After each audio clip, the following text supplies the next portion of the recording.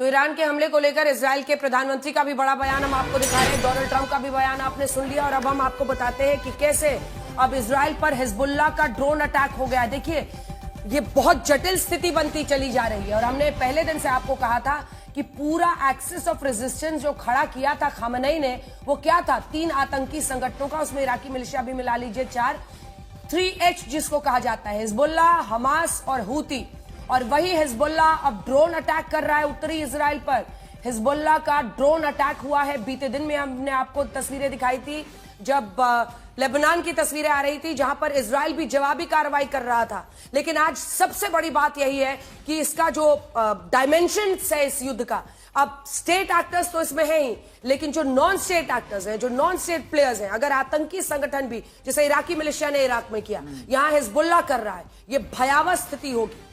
बिल्कुल। और अंजना, एक बात जरूर समझ में आती है कि शायद इजराइल ये मानता है कि जो उसके जो ड्यू ऑब्जेक्टिव्स थे, यानी जो उसके पीछे छूट गए ऑब्जेक्टिव्स थे, जिसमें हिजबुल्लाह भी सबसे प्रोमिनेंट था, उसको भी वो क्लियर करना चाहता है। अभी अगर आप देखें, पिछले 24 से 48 घंटे में इजराइल ने किया क्या है? उसने सबसे पहले साउथ लेबनान के अंदर अटैक करने शुरू किए, चाहे वो यारीनी का इलाका हो, बेका वैली का इलाका हो, इन सारे इलाकों के अंदर उसने हिजबुल्लाह के पास अटैक करने शुरू किए। लेबनान ने कहा इन इलाकों को इवैक्यूएट कीजिए। उसके बाद बेरूट के सब एरियाज के अंदर, साउथ सब एरियाज के अंदर, दाहिया के अंदर पर्टिकुलरली जो नसरल्लाह का या फिर हिजबुल्लाह का गढ़ माना जाता है, पिछले 24 घंटे में वहां 10 से ज्यादा बड़ी एयर स्ट्राइक्स की जा चुकी है। ना सिर्फ उनके बड़े बैंक्स को, नसरल्लाह के, हिजबुल्लाह के बड़े बिल्डिंग्स को अटैक किया जा रहा है, जिसके पीछे का मकसद साफ है कि हिजबुल्लाह का जो नया रिजिम है, नासिम, उनको अटैक करना कोशिश की जा रही है। और यह भी आप मानिएगा कि अब ऐसा लग रहा है कि इजराइल ये चाहता है कि इन पूरे के पूरे ऑब्जेक्टिव्स को क्लियर करने के साथ साथ हिजबुल्लाह का भी सफाया कर दिया जाए। और शायद इसमें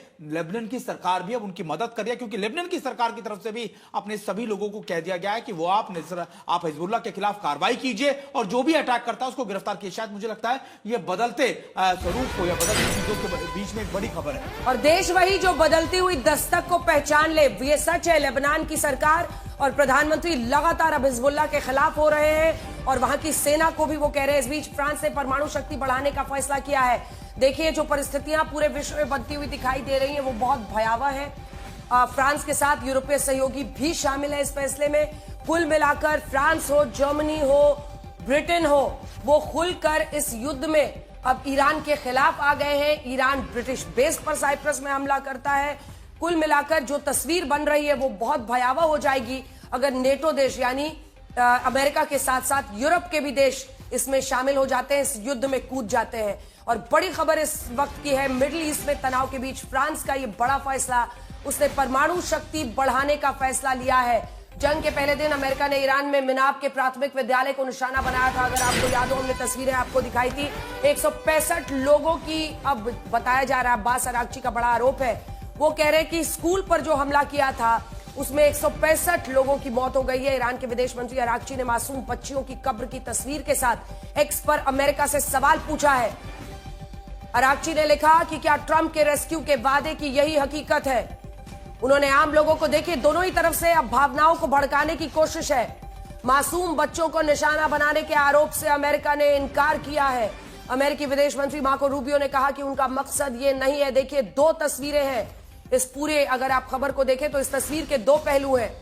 एक तरफ है अब्बास अरागची जो ये चाहते हैं कि किसी भी हाल में ईरान की आम जनता इजराइल और अमेरिका के कहने पर मौजूदा रेजिम के खिलाफ सड़कों पर ना उतरे, और यह तस्वीर उनके लिए सबसे बड़ा हथियार बन सकती है। वहीं दूसरी तरफ अमेरिका के लिए यह तस्वीर शायद आने वाले वक्त में बहुत सारे सवालों की फहरिस्त लेकर आए, जिसमें यह पूछा जाएगा कि इस युद्ध में अगर आम बच्चियों की मौत हुई है तो उसके लिए जिम्मेदार और जवाबदेह कौन है? और जिस आप ईरान की जनता को कह रहे हैं कि सड़कों पर रेजिम के खिलाफ निकले, आप कह रहे हैं हेल्प हैज अराइव्ड, वो हेल्प क्या यही है? वो मदद क्या यही है? तो दोनों ही, इस तस्वीर के 2 पहलू हैं, बड़े भयावह पहलू हैं। दोनों ही तरफ से भावनाओं को भड़काने की कोशिश होगी। अरागची वही कर रहे हैं। अरागची ये तस्वीर दिखाकर कह रहे हैं कि यही है वो वादा, जो सुरक्षा का वादा आपने यहाँ की जनता को आप कह रहे हैं कि वो सड़कों पर निकले। वो चाहते हैं कि ईरान की आम जनता इन तस्वीरों को देखने के बाद इजराइल और अमेरिका के बहकावे में ना आए, और वहीं अमेरिका और इजराइल चाहता है कि हर हाल में ईरान की जनता सड़कों पर निकले, क्योंकि उन्हीं के निकलने से वहां पर जमीन पर रेजिम चेंज हो पाएगा। बिल्कुल। और देखिए, आपने बिल्कुल ठीक कहा कि इस पूरे मुद्दे के ऊपर अब ईरान भी कोशिश करेगा अपने लोगों को समझाने की, क्योंकि अब डर ईरान को इस बात का भी है कि कहीं ऐसा ना हो कि जैसे जैसे हमारे गार्ड डाउन हो रहे हैं, हम लगातार हम जो मोराल है फोर्सेस का डाउन हो रहा है, तो कहीं ऐसा ना हो कि अब प्रोटेस्ट भी स्टार्ट हो जाए। तो ऐसे में लोगों को समझाने की कोशिश की जा रही है कि देखिए, ऐसे मासूम लोगों को भी मारा जा रहा है, और शायद ये आपका ये ऑब्जेक्टिव या फिर आप कह सकते हैं परसेप्शन दोनों तरफ से बनाई जा रही है। अभी भी ईरान की तरफ से लगातार ये कोशिश की जा रही है कि अपने लोगों को बताया कि ये जंग हमारे लिए, हमारी सिविलाइजेशन के लिए कितनी ज्यादा जरूरी है। ये उस दिन की तस्वीर है जब ये स्कूल पर अटैक हुआ था, जो चीख पुकार मची थी। ये तस्वीरें हमने आपको दिखाई थी और उस दिन भी ये सवाल था। देखिए, इसीलिए कहते हैं कि युद्ध में कोई जीतता नहीं है, बस मरते हैं, आम लोग मरते हैं, सैनिक मरते हैं। और आज की भी सदी में हम सब कुछ सीख गए हैं, लेकिन शांति से रहना अभी कोई नहीं सीख पाया है। आइए आपको सीधे लिए चलते हैं। आशुतोष मिश्रा हमारे सहयोगी न्यूज रूम से हमारे साथ जुड़ रहे हैं। आशुतोष, वहां पर बड़े स्क्रीन पर दिखाइए, ये सैटेलाइट इमेज उन्होंने दिखाई है ग्रेव्स की, दिखाइए आशुतोष। युद्ध की विभीषिका अपने साथ बेहद बुरे परिणाम लेकर के आती है। युद्ध कहीं भी हो, खामियाजा हमेशा महिलाओं, बच्चों, बुजुर्गों को भुगतना पड़ता है। इतिहास की तारीख गवाह है, और यही वो एक तारीख बनेगी कि जब 28 को हमले शुरू हुए तो दक्षिणी ये जो ईरान का इलाका है, वहां मिनाब, वो स्कूल 160 कब्रें हैं।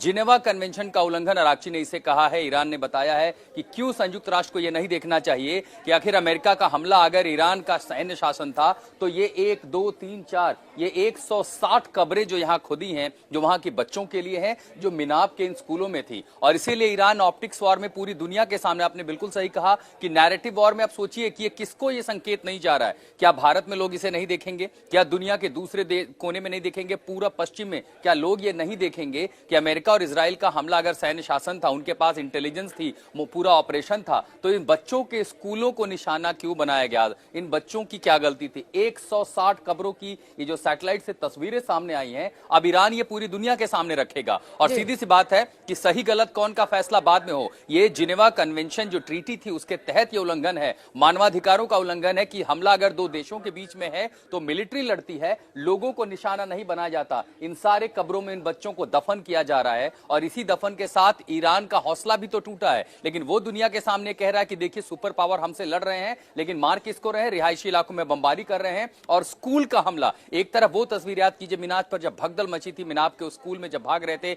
यहां तक की जानकारी आई थी कि संभवतः जो खामनेई के परिवार के कुछ सदस्य हैं वो भी वहां पर हो सकते हैं। लेकिन उस हमले के बाद अब जो आया, ये देखिए, ये वो तस्वीर है, ये हृदय विदारक है। लेकिन इसी के साथ साथ हमले के तौर तरीकों पर, इंटेलिजेंस पर और अमेरिका पर भी सवाल ये खड़ा करती हैं कि इन बच्चों ने क्या बिगाड़ा था। 160 कब्रें पूरी दुनिया के सामने हैं। अंजना, बिल्कुल। अब्बास अराक्ची का ये दावा है, विदेश मंत्री ईरान का, कि ये उन बच्चियों का ग्रेव है जिनको उस अटैक में अमेरिका और इजराइल के जब स्कूल पर बॉम्ब गिरा तो वहां पर उनकी मौत हुई है। और इसीलिए हम बार बार कह रहे हैं कि हम चांद पर, मार्स पर चले गए, एआई बना लिया, लोगों को क्लोन कर रहे हैं, लेकिन आज भी शांति से जीना विश्व नहीं सीख पाया है। और आज भी अगर इस युद्ध की त्रासदी की तस्वीर ऐसी है तो बहुत भयावह है।